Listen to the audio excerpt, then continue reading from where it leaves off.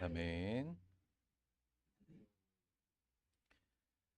자, 오늘 함께 나눌 하나님의 말씀은 신약성경 마태복음 4장 8절에서 10절까지의 말씀입니다.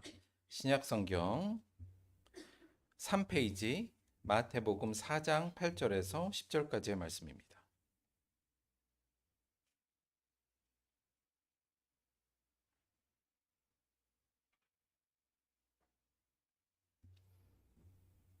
신약성경 마태복음 4장 8절에서 10절까지의 말씀 제가 봉독하겠습니다.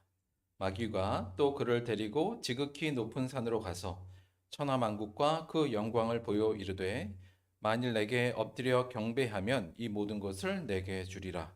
이에 예수께서 말씀하시되 사탄아 물러가라. 기록하였으되 주 너희 하나님께 경배하고 다만 그를 섬기라 하였느니라. 아멘. 제가 잠깐 기도하겠습니다. 하나님 고맙고 감사합니다. 오늘 귀한 주일 하나님을 사모하고 하나님을 두려워하고 하나님을 경배하는 마음으로 이 시간 이 자리에 나왔습니다. 오늘 주께서 주시는 말씀에 귀 기울이게 하시고 주가 우리의 주되심을 믿고 따르는 시간 될 수 있도록 인도하여 주옵소서. 예수님의 이름으로 기도드렸습니다. 아멘. 오늘은 마태복음 4장 8절에서 10절 말씀을 중심으로 해서 오늘은 진심의 그릇, 예배의 본질 이런 제목으로 하나님의 말씀 함께 숙고해 보도록 하겠습니다. 자, 사탄. 어, 이 사탄 이런 말, 이런 이 용어를 들으시면 느낌이 좀 어떠세요? 조금 좀 거북하죠. 거북하기도 하고, 사실 좀 이렇게 별로 안 좋은 언어로 들립니다. 사탄은 그야말로 이게 원래 의미 자체는 이제 적대자 이런 의미의 뜻이 있어요. 사탄이란 말이. 그런데 우리는 사탄이란 말을 성경에서도 보고 일상성에도 쓰긴 쓰는데 사실 이에 대해서 정확히 잘 모르는 경우들이 꽤 많습니다. 사실 성경에서는 사탄이라는 말로도 쓰이고 있고요. 또 다른 말로 우리가 귀신 이렇게 쓰이기도 해요. 그래서 귀신이 들어오고 귀신을 물리치고 이런 귀신이라는 단어로도 쓰이죠.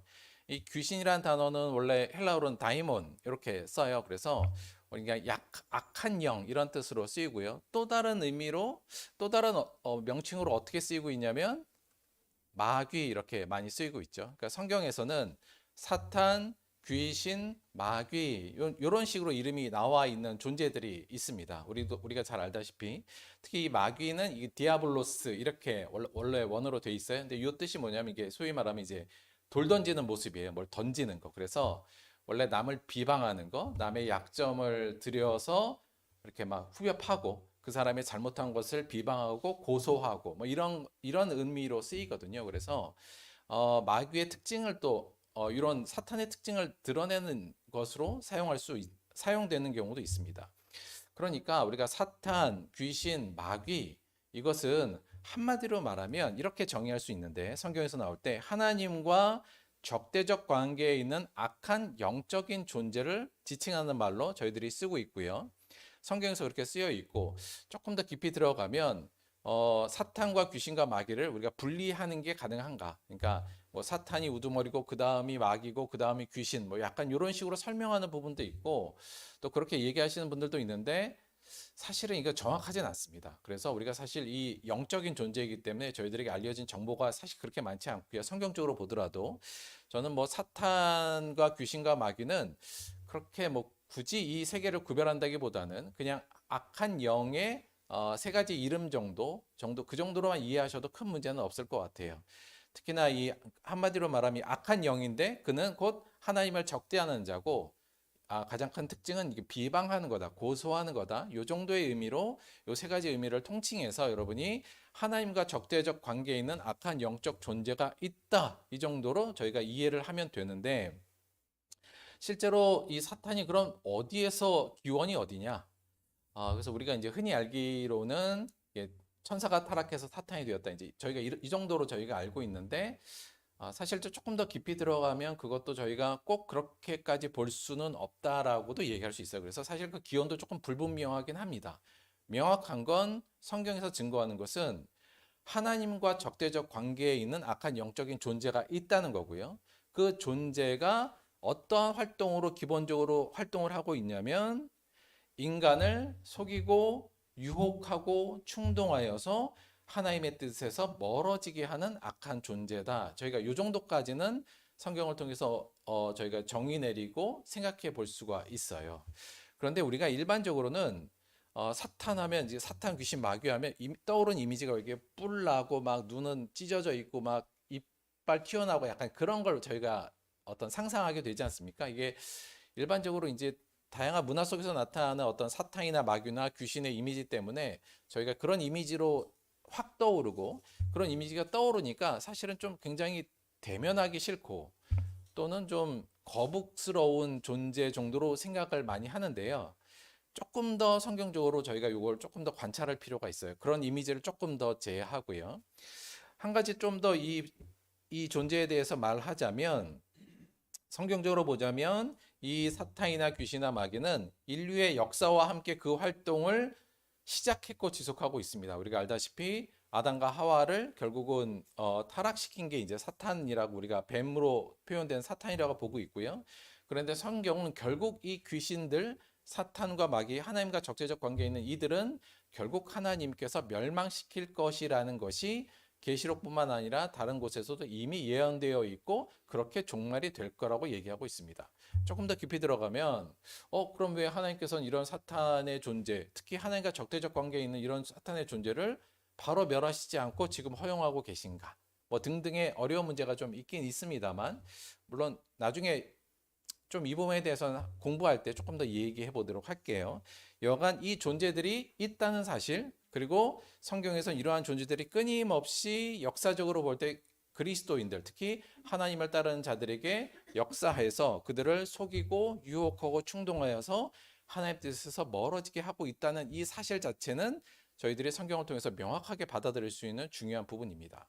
근데 아까도 말씀드렸듯이 저희가 사탄하면 무섭잖아. 일단 두려움이라는 게 확 들어오기 때문에 특별히 이거에 대해서 관심 갖기도 싫어하고 또 그냥 무시하려는 경향이 많은데 성경 전체로 보면 결코 무시할 수 없는, 특히 우리가 하나님과 우리의 관계 속에서 신앙생활을 한다고 할 때 이 사탄의 존재와 사탄의 방해에 대해서는 늘 생각하고 경계해야 된다는 것은 분명한 사실입니다.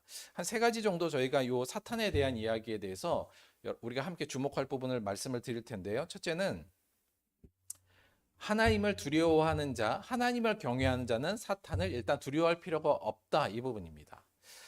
이게 어떤 의미냐면 성경 어디에도 사탄이 하나님과 대등한 존재로 나오는 곳은 없습니다. 그러니까 우리가 약간 그런 어떤 부분이 있어요. 뭐냐면 이 세상은 하나님과 사탄과의 영적인 전쟁이다. 우리가 거기서 승리해야 된다. 물론 이런 개념을 갖는데 부분적으로는 맞고 부분적으로 좀 틀립니다. 왜냐하면 근본적으로 성경에서는 사탄이 하나님과 대등한 존재로 표현되진 않아요. 늘 사탄은 하나님 앞에서 자신의 훨씬 더 못 미친다는 것을 인정하는 부분으로 나옵니다. 그래서 이렇게 둘이 지금 막 대응해서 적대 라이벌로 싸우고 있다, 이런 생각은 사실은 비성경적인 어떤 개념이라고 볼 수 있고요.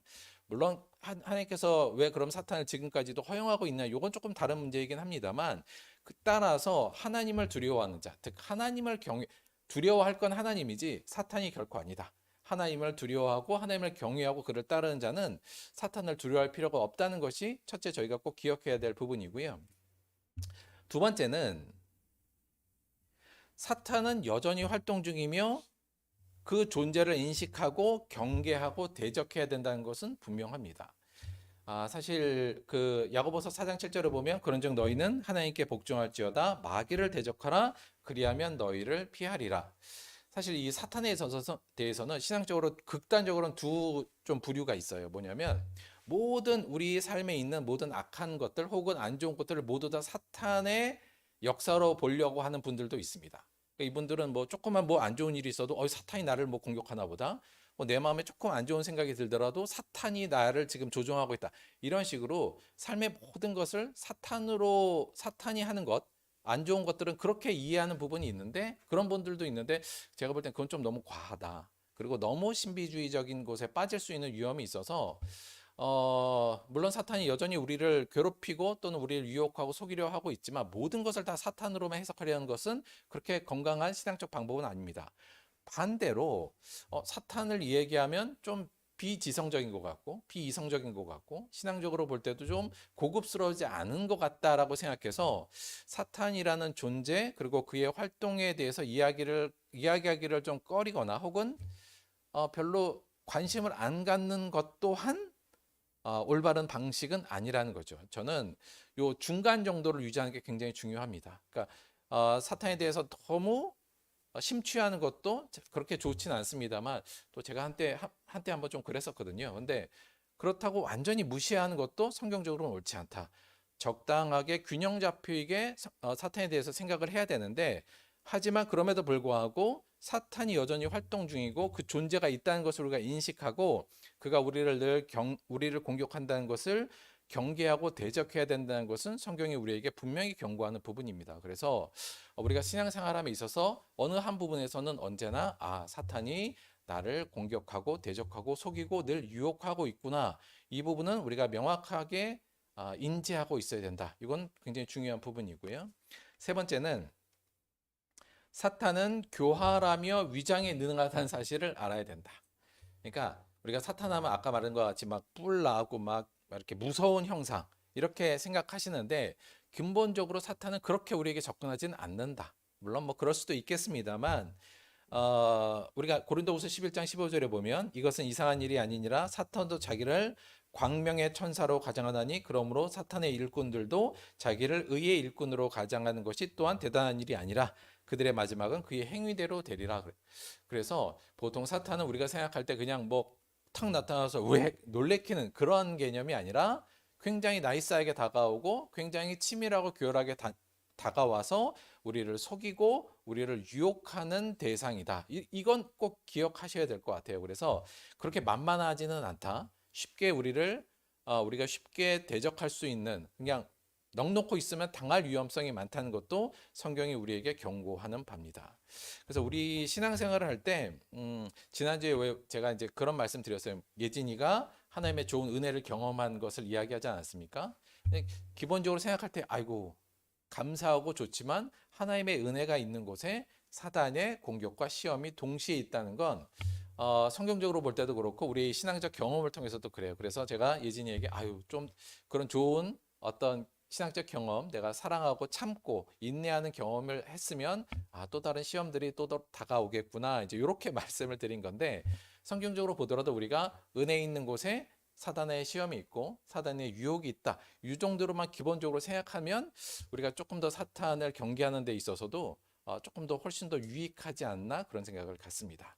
우리 성도들도 이게 그래서 은혜 있는 곳에 늘 사탄의 유혹과 시험들이 있어요. 그러니까 그 부분을 생각하면서 은혜와 경계를 동시에 하는 것이 지혜롭다. 그 부분을 알고 있는 게 중요하다는 말씀을 일단 드립니다. 예수님께서 십자가에 달려 돌아가시고 부활하시고 승천하여 올라가시면서 그 제자들에게 내가 너희들에게 성령을 줄 테니 기다려라 이렇게 말씀하셨죠. 그리고 그 성령이 오순절날 임하여서 그 성령을 받은 성도들이 교회라는 것을 새롭게 구성하고 아름다운 하나님의 나라를 만듭니다. 이게 사도행전의 초반에 묘사하는 아주 훌륭한 모습이죠. 우리가 그동안 쭉 몇 주 동안 지금 보고 있는 말씀이에요. 그들이 사도의 가르침을 받아 서로 교제하고 떡을 떼며 오로지 기도하기를 힘쓰니라. 사람마다 두려워하는데 사도들로 말미암아 기사와 표적이 많이 나타나니 믿는 사람들이 다 함께 있어 모든 물건을 서로 통용하고 또 재산과 소유를 팔아 각 사람의 필요를 나눠주며 날마다 마음을 같이하여 성전에 모이기를 힘쓰고 집에서 떡을 떼며 기쁨과 순전한 마음으로 음식을 먹고 하나님을 찬미하며 또 온 백성에게 칭송을 받으니 주께서 구원받는 사람을 날마다 더하게 하시니라. 하나님을 믿는 사람들이 예수 그리스도로 인하여서 죄의 용서함을 받아 하나님의 자녀가 되고 그들이 이제 예수를 따름으로 인해서 새로운 만든 공동체가 하나님께서 원하시는 가장 아름다운 하나님의 나라를 만들어가고 있는 이 모습이 초대교회의 모습이었고 사실 이 모습은 역사적으로도 굉장히 중요한 의미를 담고 있어요. 이사야가 예언한 그 하나님의 나라에 대한 예언이 뭐였었냐면 이사야서 11장 1절에서 9절. 이새의 줄기에서 한 싹이 나며 그 뿌리에서 한 가지가 나서 결실할 것이요. 이게 예수님을 가리키는 말씀이거든요. 그의 위에 여호와의 영 곧 지혜와 총명의 영이요 모략과 재능의 영이요 지식과 여호와를 경외하는 영이 강림하시리니 그때 예수께서 이 땅에 오셔서 새로운 성령으로 충만하여 오셨을 그때에 이리가 어린 양과 함께 살며 표범이 어린 염소와 함께 누우며 송아지와 어린 사자가 살찐 짐승이 함께 있어 어린아이에게 끌리는 이런 세상이 만들어지고 내 거룩한 삶 모든 곳에서 해됨이 없고 상함도 없을 것이니 이는 물이 바다를 덮은 같이 여호와를 아는 지식이 세상에 충만할 것임이라는 이사야의 예언의 성취의 시작이 바로 이 교회의 시작에서 드러났기 때문에 그렇습니다. 그러니까 역사적으로 보면 오래전에 하나님께서 약속하셨던 이 예언이 바로 성취된 사건이 이 초대교회의 바로 이 모습이었죠. 자, 그러니 이 모습은 하나님의 역사 안에서 볼 때는 가장 은혜로운 시간이었고 가장 아름다운 시간인 거예요. 자, 그렇다면 하나님의 예언이 이루어지고 새로운 하나님의 나라가 상성되는 것. 다른 식으로 말하면 이 교회의 창조는 새 창조라고 표현하기도 해요.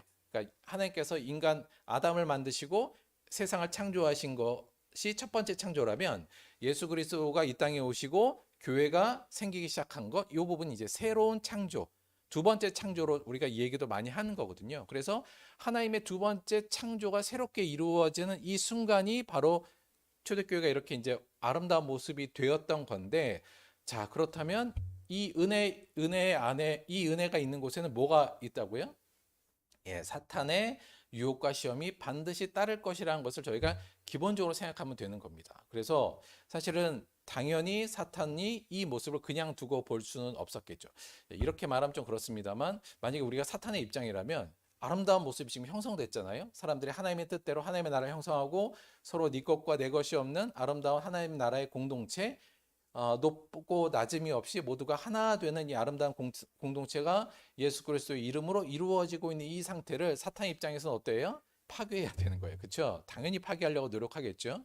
어떻게 파괴할까? 사탄 입장에서 생각해 보면 간단합니다. 뭐 간단하다기보다는 이게 맞을 것 같은데 우리가 아는 것 같이 이 하나님의 뜻을 받아들였던 가장 중요한 이 그릇, 하나님에 대한 진심을 받았던 그릇을 저희가 뭐라 그랬어요? 그들이 사도의 가르침을 받고 서로 교제하고 떡을 떼며 오로지 기도하기를 힘썼다. 이것이 그들의 진심, 하나님에 대한 신앙을 보호하고 있는 거였다는 말씀을 드렸잖아요. 그러면 사탄의 입장에서는 당연히 어떻게 공격을 하냐면 이 부분을 공격할 겁니다. 이것을 무너뜨려야 하나님에 대한 진심이 사라질 테니까요. 실제로 그럼 사탄이 그렇게 공격했는가? 예, 실제로 그렇게 공격을 합니다. 실제 사도행전 2장에서는 이렇게 아름다운 하나님의 모습, 하나님의 나라가 완성되고 이루어졌는데 5장부터 사탄이 어떻게 공격했는지가 잘 나옵니다. 자, 5장 첫 번째 어떤 공격이 처음에 있었냐면 아나니아와 삽비라 사건이 그 첫 번째 공격이었어요. 자, 아나니아와 삽비라 사건이 뭐였냐면 우리가 예전에 한번 공부했죠. 그러니까 당시에 초대교회 사람들이 없는 사람들, 공공에 빠진 사람들에 대해서 그들의 필요를 자신의 가지고 있는 사람들이 자신의 재산을 팔아 그들을 나누어서 초대교회에서는 가난한 자가 없었다 이렇게 표현되지 않습니까? 그 정말 아름다운 활동 아까 본 것 같이 사자와 어린 양이 같이 뛰어노는 그 아름다운 하나님 나라가 만들어졌는데 그때 이 아나니아와 삽비라 사건이 발생하죠. 아나니아와 삽비라는 사람이 자기도 자기의 재산을 팔아서 가난한 사람에게 내어주는 것을 하고 싶은데 타내기가 너무 아깝네 이런 생각이 드는 거죠. 이걸 다 내서 나도 이 공동체에서 꽤 의미 있는 사람이라는 것을 드러내고는 싶은데 돈은 다 내긴 아까워서 일부만 내는 사건이 발생하죠. 우리가 아는 것 같이 저는 이 사건은 사탄이 코이노니아를 와해시키는 하나의 방식이었다 이렇게 봅니다. 이게 만약에 계속 이어졌으면 아마 초대교회의 코이노니아는 와해됐을 겁니다. 진실함이 없고 거기에 자기를 드러내려는 교만이 이미 그 안에서 싹트기 때문이죠. 그러니까 아마 처음 부시려고 했던 것은 사탄 입장에서는 이 코이노니아, 성도들 간의 이 코이노니아가 와해되도록 하는 모습을 원했던 것 같고 그래서 아나니아 삽비라를 통해서 그 모습을 실행했던 걸로 보입니다. 그런데 이에 대해서 초대교회가 적절하게 아주 잘 대응하죠. 성령께서 알려주신 걸로 생각이 됩니다만 베드로가 그 사실을 간파합니다. 그리고 그때 어떻게 이거에서 대응하죠? 베드로가 이르되 아나니아야 어찌하여 사탄이 내 마음에 가득하여 내가 성령을 속이고 땅값의 얼마를 감추었느냐? 땅이 그대로 있을 때에는 내 땅이 아니며 판 후에도 내 마음대로 할 수가 없더냐? 어찌하여 이 일을 내 마음에 두었느냐? 사람에게 거짓말한 것이 아니요 하나님께로다. 이렇게 그 사실을 알아채고 우리가 알다시피 아나니아와 삽비라는 그 자리에서 죽음을 맞이합니다. 예전에도 요거 말씀드릴 때 조금 과한 거 아니었냐 느낌이 있을지 모릅니다만 아마 이 가장 중요한 부분 중에 하나를 와해시키려는 부분을 아마 초장에 좀 막는 그런 의미에서 아마 이렇게 이러한 현상이 벌어지지 않나 개인적으로는 그렇게 생각하고요. 여하간 사탄은 아나니아 삽비를 통해서 이 코이노니아를 파괴하려는 시도를 했고 교회는 그에 대해서 나름 적절하게 지금 대응을 하는 장면이 나오고요. 그 다음에 또 어떤 장면이 나오냐면 6장에 가면 성도들 간에 다툼이 일어난다는 사건, 다툼의 사건이 발생합니다. 잠깐 설명을 드리면 어떤 일이 발생했냐면, 그러니까 초대교회가 사람들이 굉장히 많아졌어요. 3,000명도 모이고 5,000명도 모이고 굉장히 많았는데, 그러니까 그 안에 실제로 과부들, 먹지 못한 사람들도 굉장히 많았습니다. 그리고 그 교회 안에 헬라파와 히브리파 사람들이 나누어져 있었어요. 그러니까 요거 약간 설명을 드리자면, 그러니까 한마디로 말해서 이스라엘 안에서 살던 사람과 저 해외에 나가서 살던 사람들, 다 같은 유대인이지만 두 사람 사이에 갈등이 벌어지기 시작했습니다. 왜냐하면 매일의 구제를 하는데 멍멍 사람들에서 교제가 공동체니까 다 같이 이제 구제를 할 거 아니에요. 그런데 그 중에서 헬라파 사람들이 자꾸 빠지는 거예요. 그러니까 이제 헬라파 사람들은 왜 우리 과부들은 다 이 구제에서 자꾸 소외되느냐 이러면서 히브리파와 헬라파 사람들이 서로 분쟁이 벌어집니다. 물론 이것도 코이노니아를 해치는 하나의 어떤 사탄의 침투라고도 볼 수 있겠죠. 그런데 이게 약간 사탄 입장에서는 일거양득의 효과를 노려서 어떻게 되냐면 그렇게 되니까 교회 안에 소란이 벌어지잖아요. 그럼 당연히 어떻게 하냐면 사도들이 그 일을 직접 다 하게 되는 겁니다. 그러니까 이제 나누어주고 챙기는 걸 사도들이 하다 보니까 어떤 문제가 발생하느냐? 사도들이 가르침과 기도할 시간이 부족한 거예요. 자, 그래서 이 성도들 간의 이 다툼은 결국 어떤 것으로 발생하냐면 가르침과 기도를 방해하는 요소로 됩니다. 그러니까 사도들이 매일 그 어려운 사람, 물론 중요한 부분이지만 구제하고 그 갈등을 조정하려고 하다 보니까 시간이 없어서 기도하고 말씀을 전하는 것에 소홀하게 됩니다. 사탄이 이 말씀, 가르침이 공동체 안에서 계속 이어지지 못하도록 방해하고 있는 모습이라고 볼 수 있죠. 그거에 대해서 초대교회가 또 잘 대처합니다. 어떻게 대처했냐면 12사도가 모든 제자를 불러 이르되 우리가 하나님의 말씀을 제쳐놓고 접대, 이거 봉사예요. 봉사를 일삼는 것이 마땅하지 아니하니 형제들아 너희 가운데서 성령과 지혜가 충만하여 칭찬받는 사람 7을 택하라. 우리가 이 일을 그들에게 맡기고 우리는 오로지 기도하는 일과 말씀 사역에 힘쓰리라 하니. 그러니까 이제 사도들이 딴 일에 분주하여서 근데 이 딴 일이라고 해도 나쁜 일은 아니잖아요. 좋은 일이기는 하나 딴 일에 분주하게 하여서 말씀과 기도를 사도들이 못하게 하는 게 사단의 전략이었지만 사도들은 금세 파악하고 그 일을 집사들을 세우고 그들에게 맡기고 자기들은 말씀과 기도에 전념하겠다고 이야기를 합니다.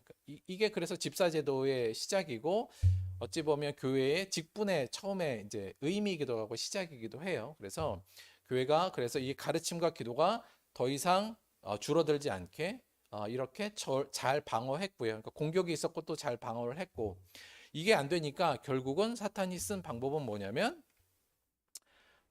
큰 박해를 아예 주는 겁니다. 그래서 우리가 잘 알다시피 그 다음에 사도행전 7장에 가면 스데반 집사의 죽음과 큰 박해가 일어납니다. 그 중간에 어떤 일이 일어나면 이제 사탄이 유대인들을 막 충동하여서 이 예수 믿는 사람들은 다 잘못되고 하나님을 모욕한 사람이라 이렇게 여론을 형성해서 이들을 박해하도록 꾸미는 장면도 좀 나와요. 그래서 결국은 그 다음 하려고 한 게 뭐였냐면 안 되겠다. 아예 그냥 교회와 이 코이노니아를 그리고 이들이 하고 있는 예배를 해산시켜 버려야겠다는 게 사탄의 전략이었습니다. 그래서 우리가 알다시피 스데반이 결국 돌에 맞아 죽고 교회는 큰 박해가 일어나서 많은 사람들이 교회가 다 뿔뿔이 흩어지는 일이 초대교회 상태에서 벌어지죠. 그런데 재미있게도 그 흩어진 사람, 그러면 이 교회에 있는 사람들이 다 흩어져 버리면 더 이상 교회가 없어지고 그들이 하는 가르침과 그들이 하고 있는 코이노니아가 다 사라질 거라고 생각했는데 그게 아니었어요. 오히려 흩어진 사람들이 흩어진 곳에서 또 코이노니아를 이루고 하나님의 가르침을 전파하고 기도하는 일이 벌어진 겁니다. 그래서 사탄 입장에서 볼 때는 오히려 복음을 전파시키는 어떤 하나의 패착으로 작용하는 것도 이 부분이죠. 그러나 분명히 이 부분도 사탄이 방해하기 위한 어떤 하나의 방식이었다고 볼 수 있습니다. 그날에 예루살렘에 있는 교회에 큰 박해가 있어 사도 외에는 다 유대와 사마리아 모든 땅으로 흩어졌다. 그래서 사탄의 계획이 마치 성공하고 그들의 공격이 성공한 것 같지만 그 다음 말씀 보면 그 흩어진 사람들이 어떻게 했어요? 다 가서 그냥 무너지고 사라진 게 아니라 더 이상 교회를 이루는 것을 포기하고 코이노니아를 이루는 걸 포기한 것이 아니라 그 흩어진 사람들이 두루 다니며 복음의 말씀을 전했다. 오히려 새롭게 코이노니아를 만들고 복음은 여전히 진보하고 전파되었으며 그들의 기도는 끊이지 않으면서 복음이 오히려 예루살렘에서부터 세상으로 퍼지는 계기가 된 게 이 사건으로 인해서 그렇게 됐다고 보는 겁니다. 그래서 초대교회에는 큰 하나님의 은혜가 임했고요. 거기에 대한 사탄의 전방위적인 공격이 있었고 그러나 그거에 대한 교회의 적절한 응전이 있었다. 그리고 그 응전의 끝에 교회는 계속 번성했다. 이렇게 저희가 큰 구도로 볼 수 있는 거예요. 초대교회뿐만 아니라 그 이외에 있는 모든 교회들도 비슷한 과정을 겪습니다. 사단은 교회에 늘 공격을 가했고 그거에 대해서 지혜롭게 응전하면서 교회는 성장했거든요. 그래서 오늘날 우리도 이건 당연히 생각해야 돼요. 우리 교회에도 우리의 예배에도 사단의 공격은 당연히 있을 것이고 우리가 그것을 인지하고 경계하며 그거에 적절하게 응전해야 된다는 것은 성경이 우리에게 알려주는 중요한 지혜라고 볼 수 있습니다. 자, 그런데 여기서 한 가지 더. 사탄이 여기서 끝냈을까요? 아니죠. 여기서 못 끝내죠. 왜냐하면 실패했잖아요. 일단 교회를 와해시키고 그들의 코이노니아와 가르침을 와해시켜버리고 없애버리려고 했는데 오히려 없애려고 하니까 더 생기고 더 크게 퍼지지 않습니까? 그래서 사탄은 또 다른 방책을 마련하는데 제가 약간 드라마식으로 얘기를 해요. 어떻게 하기로 했냐면 진심의 그릇 겉모양은 유지시키되 그 자체를 변질시키자고 계획을 좀 바꿉니다. 무슨 말이냐면 자, 교회가 교회다워지는 것, 하나님의 나라를 이루기 위해서 지금 그리스도인들의 진심을 담을 수 있는 그릇이 이 정도의 어떤 내용이었잖아요. 가르침이 계속 있어지고 코이노니아가 진정한 하나님 안에 코이노니아가 이루어지고 성찬이 이루어지고 기도가 이루어지는 곳. 이것을 통해서 교회가 지켜지고 하나님에 대한 진심이 지켜지는데 얘를 없앨라 그랬더니 더 생기는 거예요. 그리고 더 강건해지니까 이것을 없애는 것이 아니라 이것을 변질시키는 것이 사단의 계획이고 그 사단이 실행했던 전략이었습니다. 그래서 우리가 알다시피 예수님의 가르침이 없어지게 한 게 아니라 예수님의 가르침을 거짓 가르침의 요소를 포함시켜서 오염시키는 게 사탄의 전략이었어요. 그러니까 하나님의 말씀, 예수님의 가르침은 있으나 그 가르침을 변질시키는 게 계획이었던 거죠. 우리가 그래서 초대교회에 이런 얘기가 굉장히 많아요. 사랑하는 자들아 영을 다 믿지 말고 오직 영들이 하나님께 속하였나 분별하라. 많은 거짓 선지자가 세상에 나왔습니다. 그러니까 초대교회는 그래서 수많은 거짓 선지자들, 거짓 교사들이 득세하기 시작합니다. 그래서 이게 안 좋은 건 이걸 사람들이 하나님의 말씀 예수 그리스도의 가르침으로 받아들이는 순간 본인은 예수를 따르고 있다고 생각하거든요. 그러나 그리고 특히나 이게 조금 묘하고 교활한 게 나쁜 거짓만 가르치는 게 아니라 진짜와 거짓을 섞어서 가르쳐요. 이거 구별하기가 굉장히 어렵습니다. 이렇게 되면 그래서 그런 교활한 모습으로 거짓 가르침이 팽창하도록 사탄이 계획을 했고요. 두 번째 코이노니아는 유지하되 교회가 유지하되 서로가 코이노니아의 진정한 모습 하나됨이 아니라 서로 분쟁하도록 부추기고 유혹하는 모습이 많이 나타납니다. 특히나 우리가 이제 고린도 교회 같은 경우가 그런 것으로 우리가 예로 잘 볼 수 있는데요. 너희에 대한 말이 내게 들리니 고린도 교회 니들 말이 들리니 바울이 얘기하는 거예요. 곧 너희 가운데 분쟁이 있다는 것이라 내가 이것을 말하거니와 너희가 각각 이르되 나는 바울에게 나는 아볼로에게 나는 게바에게 나는 그리스도에게 속한 자라 한다는 것이니 그러니까 고린도 교회가 풍성하게 사람들의 교제는 있었는데 그 교제가 결국은 하나됨의 교제가 아니라 서로 분쟁하고 싸우는 교제로 굉장히 변질돼 가는 모습이 보였습니다. 그래서 이 뭐 나는 아볼로파다, 나는 개바파다, 뭐 이뿐만 아니라 다양한 문제로 교회가 굉장한 분쟁을 겪고 있었어요. 사탄은 교회의 코이노니아라는 형식은 유지하되 그 내용이 하나됨이 아니라 서로가 분쟁하도록 만들도록 해서 이들의 코이노니아의 본질을 지금 해방시키는 책략을 썼고요. 사실 성찬도 마찬가지입니다. 무슨 얘기냐면 성찬은 우리가 알다시피 예배 당시의 예배는 중심이었는데 그 성찬도 사탄이 성찬은 원래 뭐예요? 우리가 모두가 하나 되는 것, 예수 그리스도의 살 모두 다 먹고 우리가 한 몸이 되는 것을 의미하는 것이 굉장히 중요한 의미인데 오히려 성찬을 통해서 자기를 과시하고 공동체가 분열되는 획책을 부리기도 합니다.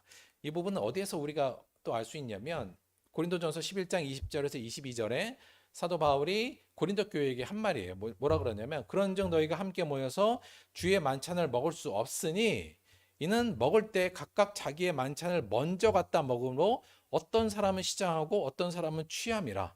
너희가 먹고 마실 집이 없느냐? 너희가 하나님의 교회를 업신여기고 빈궁한 자들을 부끄럽게 하느냐? 이렇게 경고하는 장면이 나옵니다. 이건 뭐냐면 당시의 성찬이 정말 예수 그리스도의 살과 피를 기념하고 당시에 모든 사람들이 함께 먹는 공동 식사와 함께 벌어졌는데 이게 그 성찬의 의미는 사라지고 그냥 먹는 걸로만 남아요. 그리고 그 먹는 것도 부자들은 자기가 가져온 것은 그냥 자기가 빨리 먹어버리고 가난한 자들을 배려하지 않는 장면이 나옵니다.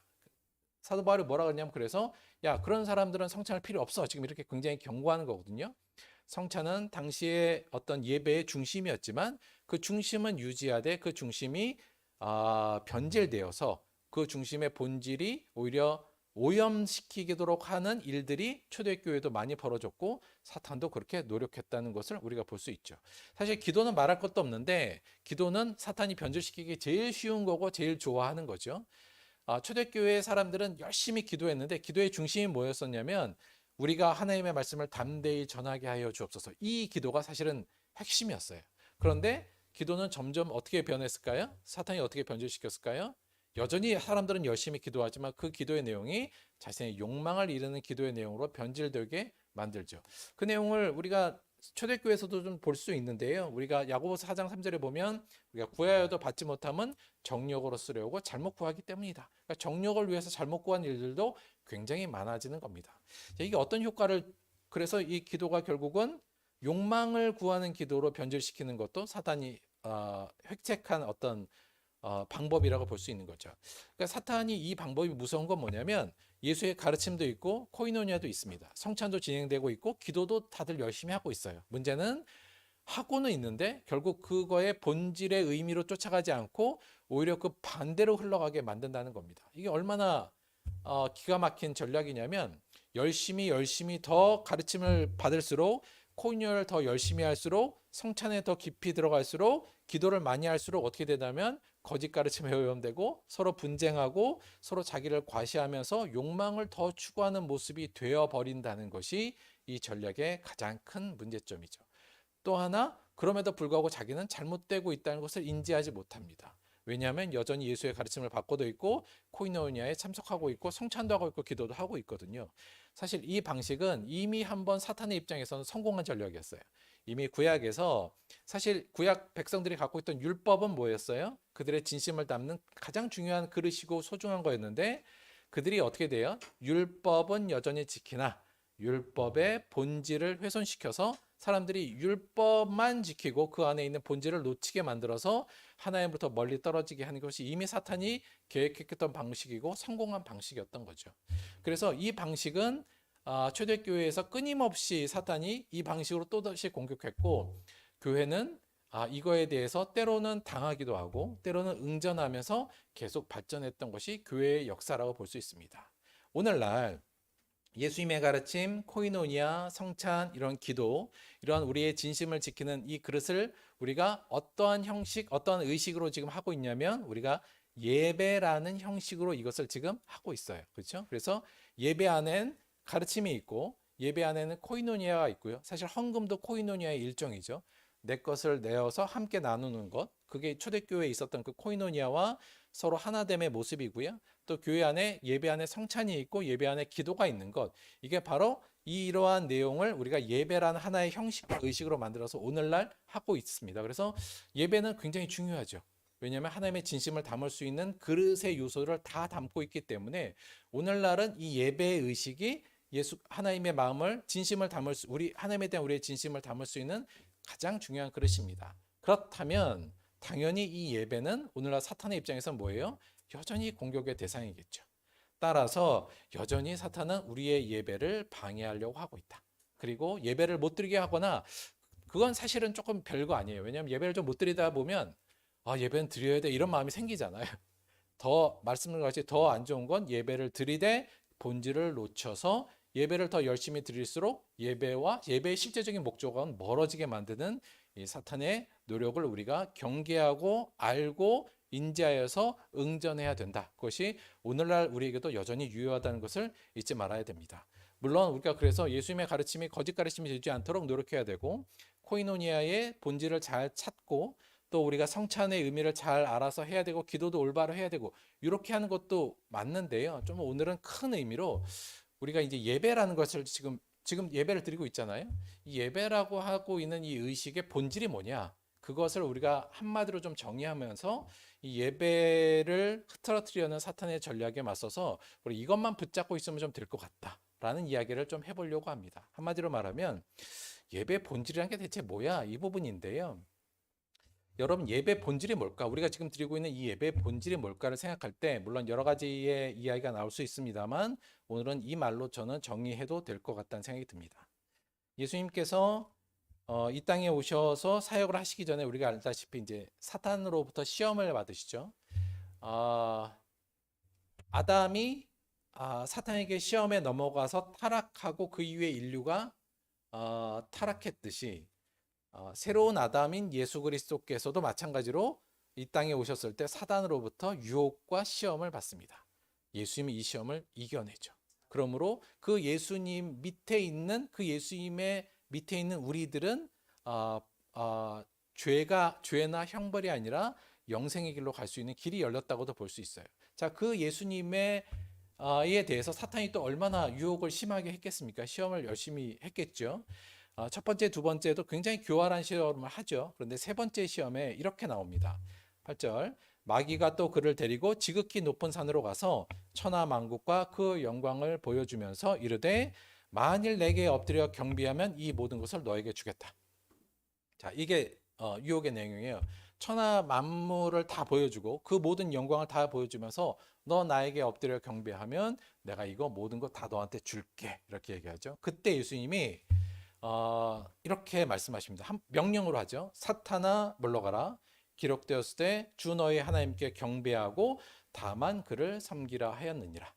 사탄과 예수님과의 이 지금 어떤 그 공방 중에 가장 핵심적으로 나온 단어가 뭐냐면 경배하라예요. 너는 나에게 경배하면 세상의 모든 걸 다 줄게. 그때 예수님께서 뭐라 그래요?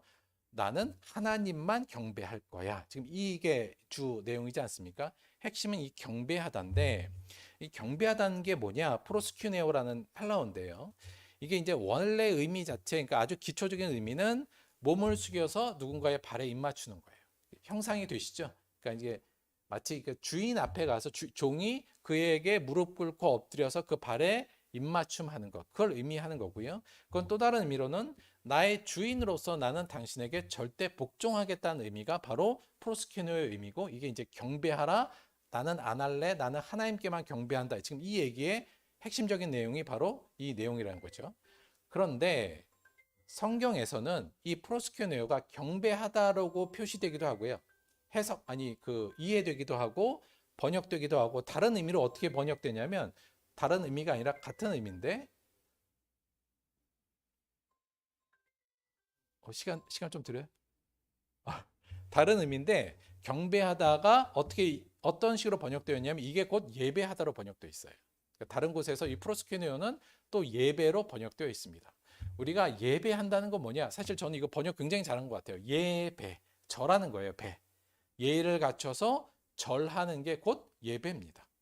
경배도 마찬가지로 공경하는 마음으로 절하다거든요. 그래서 이 이 예배하다는 건 결국 뭐냐면 우리가 하나님께 예배한다는 의미 자체는 뭐냐면 나는 세상의 어떤 존재나 어떤 영광 앞에 결코 무릎을 꿇지 않고 오직 하나님께만 경배하는 자임을 주님께 표현하고 다짐하고 실천하는 게 곧 하나님을 예배하는 겁니다.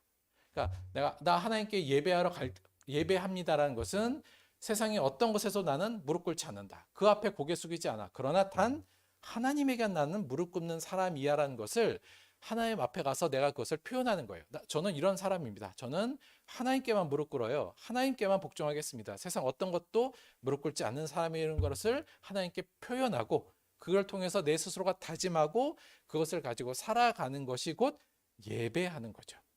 저는 이 예수님의 이 말, 사탄아 물러가라, 주 너희 하나님께 경배하고 다만 그를 섬기라 하였느니라, 이 정신이 바로 예배의 본질이라고 봅니다. 내가 예배한다는 것은 곧 이것을 표현하고 하나님께 약속하는 게 곧 예배인 거죠. 그리고 이것이 곧 저는 하나님에 대한 진심이며 하나님, 요한복음 4장 23절에 나오는 하나님이 찾는 예배자의 가장 중요한 모습이라고 볼 수 있다고 봅니다. 여러분, 예수의 가르침이 없는 예배가 가능한가요? 말씀이 없는 예배 가능합니까? 부족하지만 가능합니다. 기도가 없는 예배가 가능한가요? 예, 가능합니다. 찬송이 없는 예배요? 충분히 가능합니다. 찬송이 없어도 예배는 가능합니다.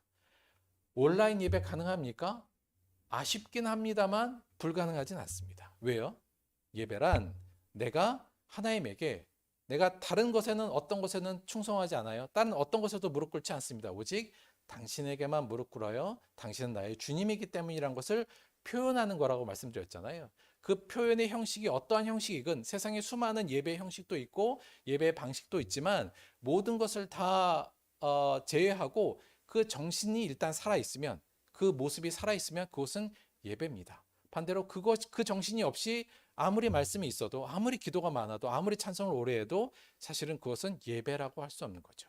예배의 본질이란 뭐냐? 결국 나는 하나님에게만 절하는 자가 되겠습니다. 하나님에게만 복종하는 자가 되겠습니다는 것이 곧 예배인 거죠.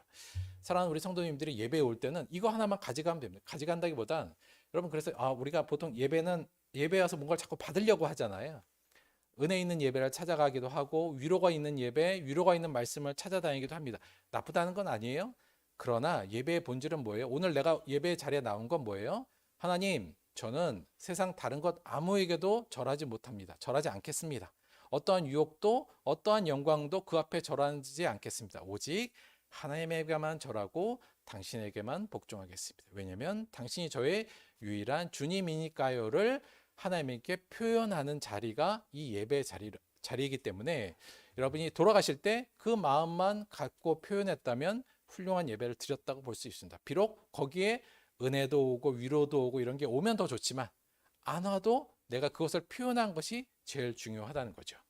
정리를 좀 하자면 세 가지 정도만 꼭 기억해 주세요. 사탄은 우리를 유혹하여 넘어뜨리려 한다. 이를 알고 깨어서 경계하자. 이거는 늘 생각하셔야 된다. 그래서 우리의 은혜가 넘칠수록 사탄의 역사도 커진다는 건 기본적으로 생각하면서 대처하자. 두 번째, 사탄은 역사적으로 예배는 허용하되 그 본질을 변질시켜서 성도를 무너뜨리려 했다는 것이 성경이 우리에게 제시하는 교훈이고 오늘날도 마찬가지다. 그래서 우리의 예배를 본질을 잘 지키도록 노력하는 게 매우 중요하다. 형식보다는 이 본질을 우리가 잊지 않는 게 중요하다는 것을 다시 한번 기억해 주시고요. 그 본질은 뭐냐? 예배의식의 본질은 세상 그 어떤 것에도 머리를 숙이지 않고 오직 하나님에게만 머리를 숙여 복종하겠다는 의지와 태도를 하나님에게 예의를 갖추어서 공경하는 마음으로 표현하는 것, 그것을 예배로 인식하고 우리 예배를 그렇게 잘 가꾸어가고 지켜야겠다는 말씀을 다시 한번 드립니다. 예수님께서 바리새인의 집에 들어가서 식사를 하고 있을 때 어떤 한 죄 많은 여인이 들어옵니다. 그냥 그대로 읽어보죠. 그 동네에 죄를 지은 한 여자가 있어 예수께서 바리새인의 집에 앉아 계심을 알고 향유를 담은 옥합을 가지고 와서 굉장히 비싼 향유를 담은 옥합을 가져옵니다. 자기의 전 인생이 담겨 있는 재산이라고 할 수 있어요. 예수에 들어가서 그의 발에 곁에 서서 울며 눈물로 그 발을 적시고 자기 머리털로 닦고 그 발에 입 맞추고 향유를 부었다. 이렇게 되어 있습니다. 저는 이 여인은 한마디의 말도 안 했지만 가장 아름다운 예배자의 모습이었다고 봅니다. 나의 가장 소중한 것이라고 할 수 있는 것도 주 앞에서는 내려놓을 수 있습니다. 나는 당신에게만 순종하는 자가 되겠습니다라는 이 고백, 이 표현이 예배인 거죠.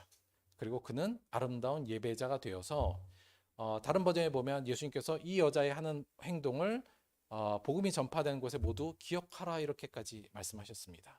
우리 모두 아름다운 예배자, 진정한 예배의 본질을 가지고 드리는 예배자가 되기를 바랍니다.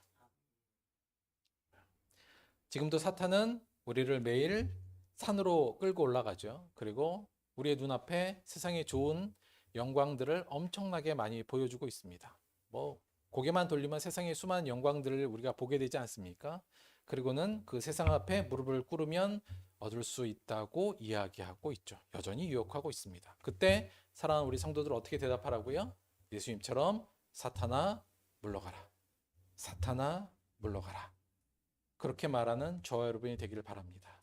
나는 오로지 하나님께만 경배하고 섬기겠다고 담대히 선포하는 매일매일의 삶에서 참된 예배자가 되기를 주님의 이름으로 축원드립니다. 말씀 생각하시면서 잠시 함께 기도한 시간 갖도록 하겠습니다.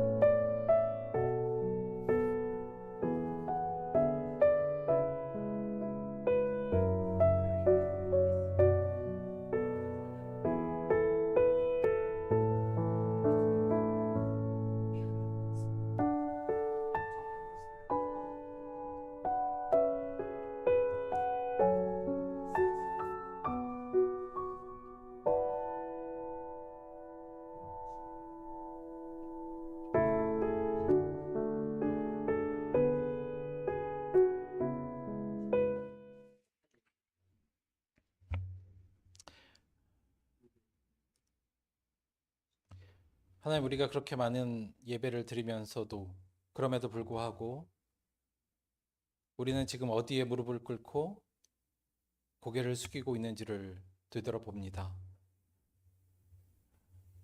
혹은 알량한 내 자존심 때문에, 혹은 돈 앞에서, 혹은 불안한 미래 앞에, 혹은 지위와 세상적 명예 앞에 고개를 숙이고 무릎 꿇는 우리들의 모습을 용서하여 주옵소서. 오늘 이 시간 우리가 이 예배 자리에 나와 다시 한번 주 앞에 다짐하며 고백합니다. 우리는 세상 그 어떤 것도, 심지어 나에게까지도 결코 무릎을 꿇지 않겠습니다. 오로지 주 앞에, 하나님 앞에 무릎 꿇고 절하는, 오직 하나님만 순종하는 자가 되기로 결단합니다. 이 결단 앞에 성령님 함께하여 주셔서 위로를 주시고 힘을 주옵소서. 그래야 이 땅에 진정한 예배자, 하나님께 진정으로 절하는 자들이 될 수 있도록 도와주옵소서. 예수님의 이름으로 기도드렸습니다. 아멘.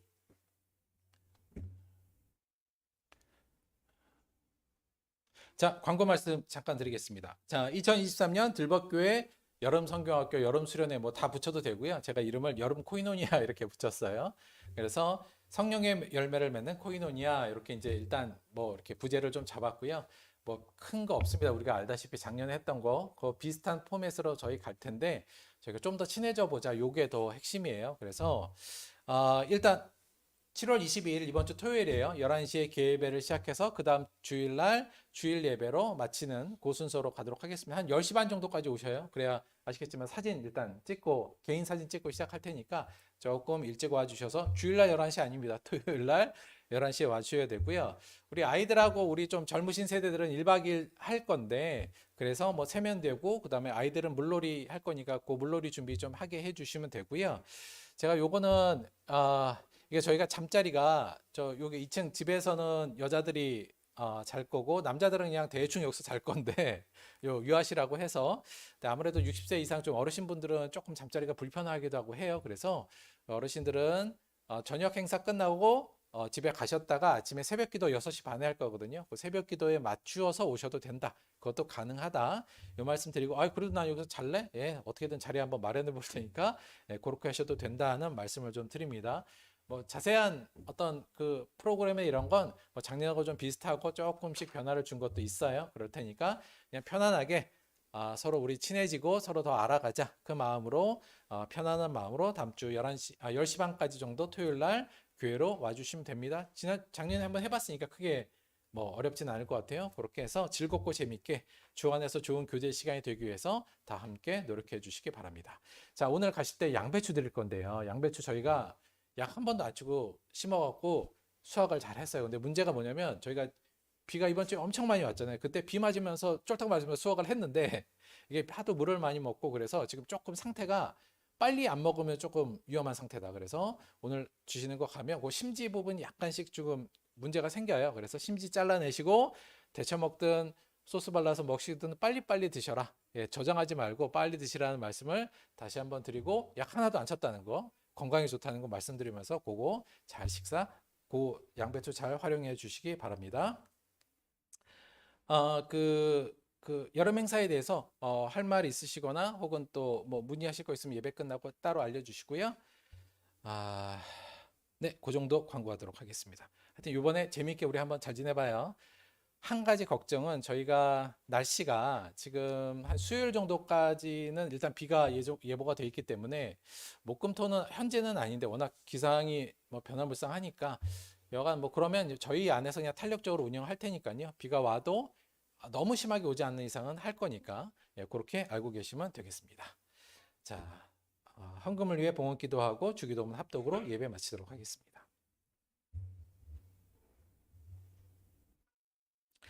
하나님 고맙고 감사드립니다. 우리를 하나님의 예배자로 불러주셨으니 고맙고 감사합니다. 우리의 드리는 이 예배가 참된 예배, 진정으로 우리를 하나님의 진정한 종이요, 하나님을 진정으로 주님이라 부를 수 있는 그러한 자들로 또 그러한 모습으로 매일매일 살아갈 수 있도록 인도하여 주옵소서. 우리 안에 이 예배가 하나님에 대한 우리의 이 결단을 선언하는 예배가 될 수 있도록 인도하여 주옵시고 그를 통해 우리를 이 혼탁한 세상 사단의 공격으로부터 지켜내는 우리들이 될 수 있도록 함께하여 주옵소서. 오늘도 주신 은혜 감사하여 주 앞에 헌금 예물로 나와왔습니다.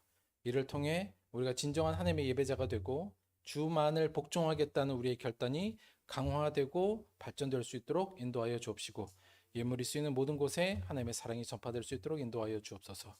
감사드리며 예수님의 이름으로 기도드렸습니다. 아멘. 다 같이 주기도문으로 주기도문 합독하겠습니다. 하늘에 계신 우리 아버지여, 이름이 거룩히 여김을 받으시오며 나라가 임하시오며 뜻이 하늘에서 이루어진 것 같이 땅에서도 이루어지이다. 오늘 우리에게 일용할 양식을 주시옵고 우리가 우리에게 죄 지은 자를 사하여 준 것 같이 우리 죄를 사하여 주시옵고 우리를 시험에 들게 하지 마시옵고 다만 악에서 구하시옵소서. 나라와 권세와 영광이 아버지께 영원히 있사옵나이다. 아멘.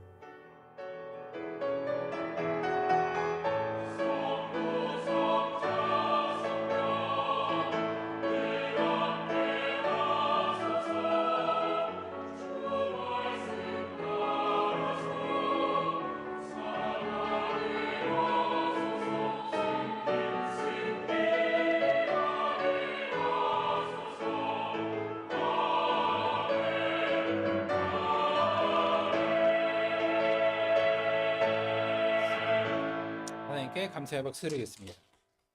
저 광고 딱 하나만 더 할게요. 저희가 지금 몇몇 분들은 이미 저희가 저녁 9시에 우리 성경학교를 위해서 지금 기도하는 모임이 있긴 있거든요. 그래서 지금 쭉 기도를 하고 있는데 저는 전 성도가 다 같이 하면 더 좋을 것 같아요. 그래서 이번 한 주 동안 저녁 9시에 10분 정도만 본인의 계신 자리에서 우리 성경학교를 위해서 함께 기도하는 그런 기도의 시간을 좀 가져주셨으면 좋겠습니다. 하실 수 있죠? 예, 그렇게 부탁을 드릴게요. 감사합니다. 식사 준비